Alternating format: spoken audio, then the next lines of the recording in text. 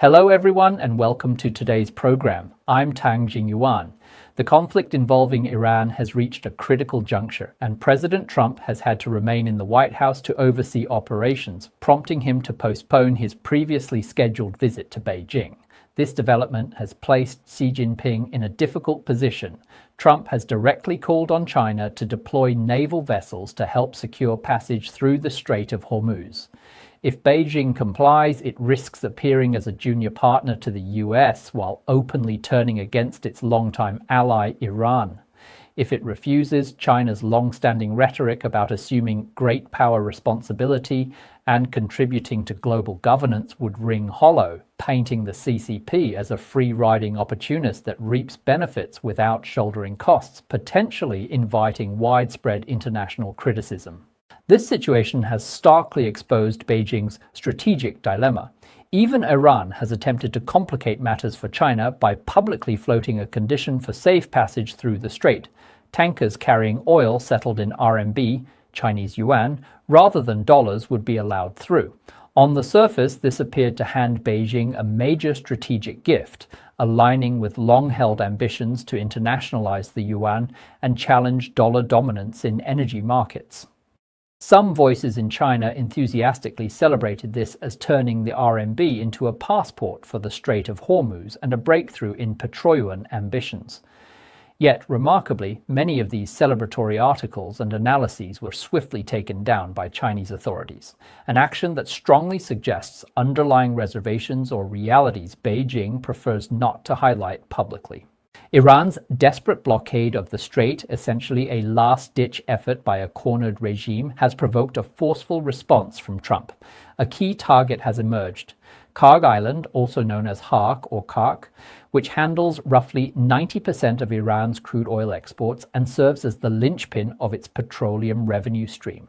Seizing or neutralizing control of this small island would sever Iran's primary source of funding, making it a decisive move to reopen the strait and shift the overall momentum of the conflict.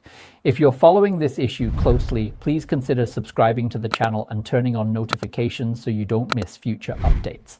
On March 16th, White House Press Secretary Karoline Leavitt told Fox News that the planned summit between President Trump and Xi Jinping is not at risk but may be postponed, as the president's top priority is ensuring continued success in operations against Iran.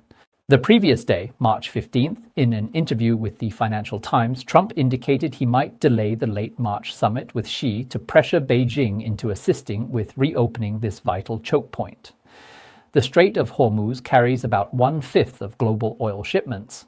Iran's blockade has raised serious concerns about renewed spikes in oil prices and disruptions to the world economy. On the evening of March 15th, international benchmark crude reached $106 per barrel, up roughly 45% since the conflict began. China imports around 90% of its oil via this route, giving Trump clear leverage. Beijing has a direct stake in keeping the strait open. Yet China's National Bureau of Statistics downplayed the impact, stating that fluctuations in global oil prices would take time to affect domestic markets, and that China's energy security capabilities remain robust, implying ample strategic reserves to weather short-term disruptions. On March 16th, Foreign Ministry spokesman Lin Jian sidestepped questions about deploying warships, repeatedly emphasizing only that communications regarding the summit continue. A more candid assessment came from Renmin University professor Shi Yinhong, a scholar within China's establishment circles. Beijing is unlikely to send naval forces given the enormous risks of using military means to force open the strait. Iran, too, faces huge downsides in sustaining a blockade, as the US and Israel would respond with overwhelming force. Overall, the military advantage clearly lies with the US. In plainer terms, China appears unwilling to take the political risk of openly alienating Iran and is instead playing for time, deflecting responsibility while hoping others bear the burden, consistent with a pattern of seeking maximum benefits with minimal exposure. Trump's move effectively checkmates Xi. If China intervenes militarily, it would signal to the world that Beijing has abandoned Iran and is operating within the US-led framework, placing China in a strategically subordinate position. Refusal, however, would confirm perceptions that China evades great power duties, undermining its claims to co-governance of global affairs. Iran's proposed gift to China digs an even deeper hole, one that's harder to spot at first glance. On March 14th, CNN cited an Iranian official stating that Tehran is considering limited tanker transits through the strait, conditional on the oil being priced and settled in RMB rather than dollars. This seemed to perfectly match Beijing's multi-year push for yuan-based oil trade. With Iran already cut off from dollar-based systems like SWIFT due to sanctions, most of its oil sales to China, over 85%, are already conducted in RMB via China's CCP system, offering fast, low-cost, and sanction-resistant transactions. Linking RMB settlement to safe passage rights would effectively force global buyers to accept Iran's terms or forego oil, bypassing US dollar-based leverage over Tehran. A full blockade would trigger devastating global oil price surges and backlash that Iran itself could not sustain. The limited access plus RMB formula preserves Tehran's control over the choke point, avoids total isolation, and maximizes economic strategic gains through quotas. Curiously, virtually all Chinese media pieces enthusiastically framing this as accelerating de-dollarization in the Middle East were promptly removed from platforms. To gauge the blockade's real impact, normally around 20 million barrels of crude pass through daily, representing about 20% of global consumption. According to Lloyd's List data from March 1 to 13, only 77 vessels transited the strait, a drop of over 90% year on year. The game changer? Kharg Island. The deletion of all content hyping the RMB as passport narrative speaks volumes about Beijing's internal assessment.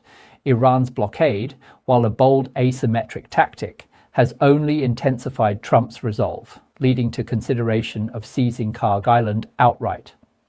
Axios, citing US officials, reported that following strikes on March 13th targeting military facilities on Kharg Island, off Iran's southern coast in the Persian Gulf, Trump is weighing full control of the island to deliver a crippling economic blow to Tehran by cutting off its main revenue source. Kharg lies about 30 kilometers from the mainland and handles 90% of Iran's crude exports. On March 14th, US Central Command stated that strikes destroyed over 90 military targets, including mine and missile storage, while deliberately sparing oil infrastructure. Officials noted that no final decision has been made on seizing the island, but prolonged failure to restore safe navigation could change that. The president will not sit idly by while Iran dictates the pace of the conflict. Hawkish Republican Senator Lindsey Graham praised Trump's approach, stating on X that losing Kharg would utterly destroy Iran's economy. He wrote, "In war, enemies rarely hand you a single target like Kharg Island that can so dramatically alter the outcome. Whoever controls Kharg controls the fate of this war." Axios previously reported US military consideration of seizing the island and using special forces to secure Iran's high-enriched uranium stockpiles. This Thursday, Trump is scheduled to discuss Iran and tanker security with Japanese Prime Minister Takaichi Sana during her first official White House visit. After 2 weeks of intense airstrikes, Iran's missile and drone capabilities have declined by over 90%. Surviving elements, including senior military and IRGC personnel, have dispersed into civilian areas like neighborhoods, schools, hospitals, and fishing ports to prolong survival. Iranian airspace and waters are now fully dominated by US-Israeli forces, leaving Tehran with little more than the ability to absorb punishment. Yet the clerical regime shows no intention of surrendering. Following Supreme Leader Khamenei's pre-war doomsday plan, it is waging asymmetric warfare, conceding conventional inferiority but threatening to strike Arab oil states, blockade the strait, and wage economic financial disruption to trigger a global crisis and force a US withdrawal under economic pressure. Since the conflict erupted, Iran has attacked at least 19 tankers and cargo vessels in the Gulf. The strait has been effectively closed for nearly 2 weeks, stranding thousands of large ships. Normally 20% of global oil and gas transits here. The halt has driven oil from around $72 pre-war to 104 pounds, a 45% surge in half a month, with major financial markets experiencing severe volatility.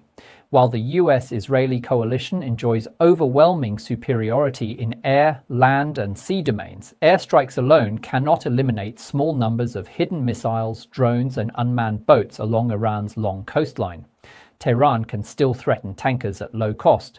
To durably restore navigation, air power is insufficient, hence last week's emergence of amphibious landing options.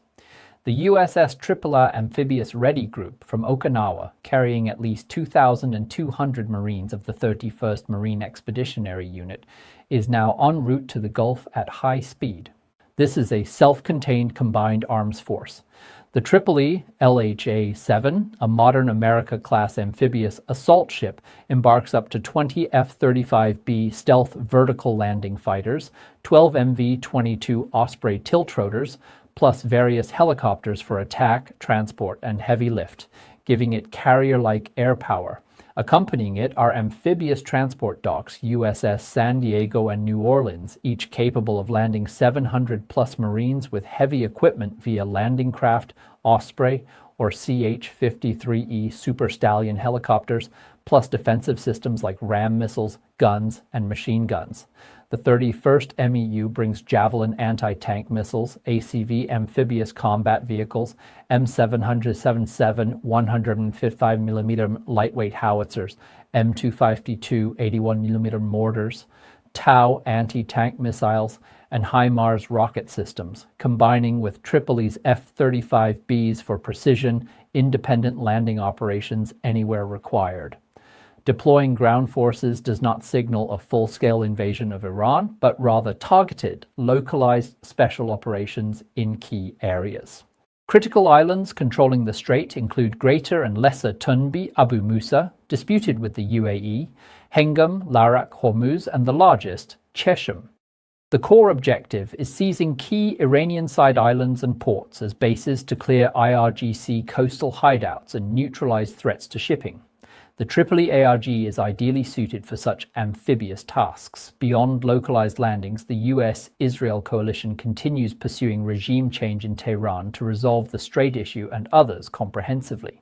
The US recently offered $10 million bounties for information on 6 senior Iranian military political figures, including Mojtaba Khamenei and Ali Larijani, as well as 4 top IRGC positions. Targeted decapitation of hardliners to install moderates remains a clear strategy, aiming for a Venezuela-style transition to eliminate nuclear and strait threats at the root, Trump's preferred long-term outcome.